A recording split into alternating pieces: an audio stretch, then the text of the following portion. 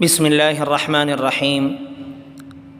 اس دوسری قسط میں حضرت مولانا مدنی رحمۃ اللہ علیہ کے درس حدیث، آپ کی نظافت پسندی اور آپ کے ماکولات و مشروبات سے متعلق آپ کے شاگرد رشید حضرت مولانا انظر شاہ کشمیری رحمۃ اللہ علیہ کا ایک مشاہدہ آپ کے سامنے پیش کیا جائے گا۔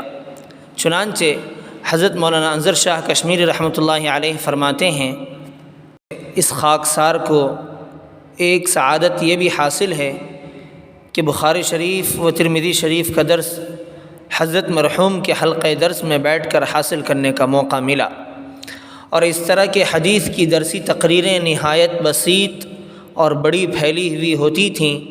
مذاہب کا بیان، امام ابو حنیفہ رحمۃ اللہ علیہ کے مسلک کی تحقیق و تنقیح، حدیثی نکات، سند و رجال کی پرمغز بحثیں، تصوف کے اسرار و رموز، کلام و حکمت کی دقیق باتیں، سب کچھ ہی سبق میں زیر بحث آ جاتا۔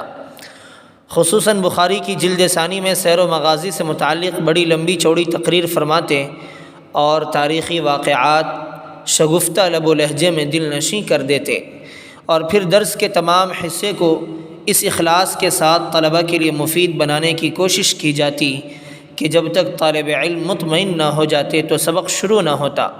طلبہ کی دلداری کے لیے ان کے محمل سوالات پر بھی بڑی بشاشت و انشراح کے ساتھ جواب عنایت فرماتے۔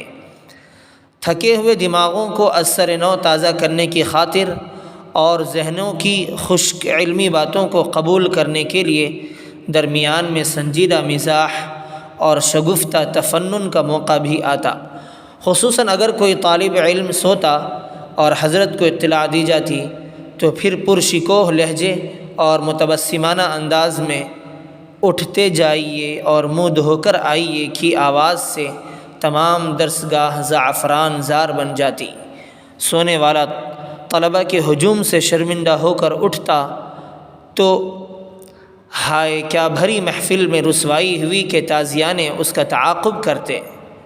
3 گھنٹے اور بعض اوقات اس سے بھی زیادہ مسلسل سبق ہوتا، لیکن حضرت کی درسگاہ میں یہ طویل وقت بڑے نشاط و فرحت کے ساتھ ختم ہو جاتا، اور طلبہ کے دل و دماغ پر اتنی طویل مشغولیت قطعاً گراں نہ گزرتی۔ بدشوق طالب علم بھی ان کے درس میں جس ذوق و شوق سے شرکت کرتے تھے اس کی نظیر نہیں مل سکتی۔ طلبہ کے ساتھ حضرت مدنی رحمۃ اللہ علیہ کا معاملہ ایک شفیق باپ کا تھا، جو شفقت و محبت کے ساتھ اولاد کی کوتاہیوں پر اصلاح بھی کرتا رہتا۔ وہ طلبہ کی تمام ضرورتوں کو غور سے سنتے اور پھر ان کے وکیل ہو کر ارباب مدرسہ کے مقابلے میں کھڑے ہو جاتے، اور طالب علموں کی تمام خواہشات کو خود بھی پورا کرتے، دوسرے ذمہ داروں کو بھی بار بار اس طرف توجہ دلاتے۔ آہ کہ طلبہ و علماء کا یہ غم گسار اب دنیا سے رخصت ہو گیا۔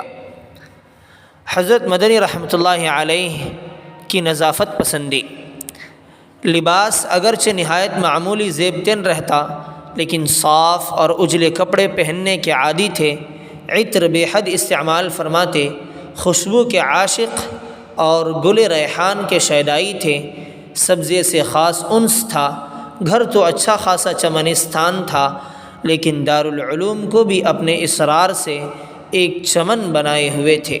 جب پھولوں سے لدے ہوئے درختوں کے قریب سے گزرتے اور دل آویز روشوں سے چکر لگاتے تو مسرت و ابتہاج ان کے نورانی چہرے پر پھٹا پڑتا تھا۔ گرمیوں میں 2 پلی ٹوپی، کھدر کا کرتا جس کا گریبان ہمیشہ کھلا رہتا، اور کھدر ہی کا پاجامہ حضرت کی پوشاک تھی۔ ہاں، پاؤں میں جوتا سلیم شاہی یا جے پوری قیمتی سے ہوتا۔ سردیوں میں پاؤں میں جھرموق، سر پر عربی رومال، اور ان کے چوڑے چکلے جسم پر عبا عجیب بہار دیتی تھی۔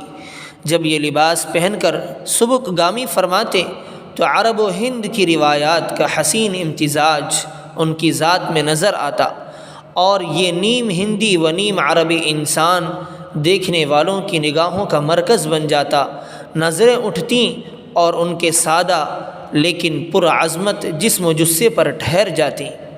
حضرت مدنی رحمۃ اللہ علیہ کے ماکولات و مشروبات، حضرت مرحوم کو پھلوں میں آم سے خاص رغبت تھی اور مٹھائی کا بھی کافی شوق تھا، بلکہ بے تکلف احباب و دوستوں سے زبردستی مٹھائی کا مطالبہ فرماتے۔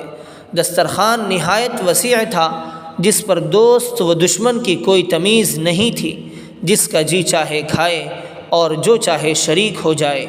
ان کا دولت کدہ صحیح معنوں میں ایک مسافر خانہ تھا، جس میں ہر وقت مسافر اترتے رہتے، اور پھر لطف یہ تھا کہ نہ بادشاہ کا اہتمام، نہ غریب سے سرسری معاملہ، نہ رؤسا کا امتیاز، نہ غربا سے بے نیازی، سب مل جل کر ایک ہی دسترخوان پر بیٹھ جاتے اور عربی طریقے کے مطابق بڑی بڑی پلیٹوں میں کھانا شروع ہو جاتا۔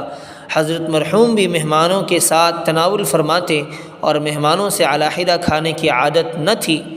شام کو زعفرانی چائے کا دور چلتا، جس کے جرعے حضرت کی فیض صحبت سے دو آتشہ بلکہ سہ آتشہ ہو جاتے۔